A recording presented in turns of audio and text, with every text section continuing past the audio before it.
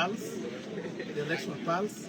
I can confidently say that DCP is the party to watch. Of course, with a little bit attempt of competition from Jubilee Party, and then the rest can follow. Yeah.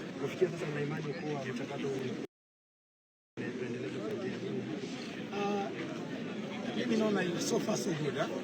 Hatuna tatizo lolote, ni kuhimiza tu kwamba wale polisi waweze kujitambulisha, sababu tumeona kuna polisi wengine ambao wanatembea bila vitambulisho zao na bila uniform.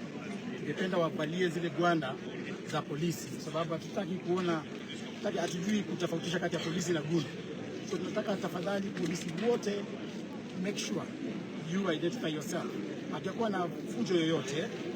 Jana jioni kidogo tu ndio kuna watu walijaribu kwenda pale kwa kijiji fulani ambapo chief alikuwa anagawa mchele na maharagwe, wakaweza kuleta fujo sana kule, lakini watu wetu waliweza kuhakikisha kwamba fujo hiyo imekuwa calm down na watu wakalai ni watu wa amani.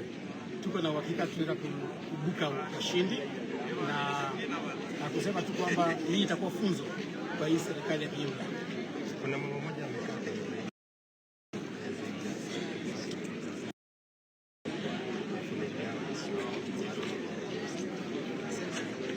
ni ukweli tumeangalia katika polling stations za kadha na sio zote, utapata kwamba hii Kimskit inaenda polepole, sio kwa sababu ya system, kwa sababu ya vidole za wamama wazee kidogo zinachukua muda kidogo kupata hiyo fingerprint, lakini tumeongea na IBC, they'll be able to even provide a special Kimskit for the elderly so that they do not line up for a very long time.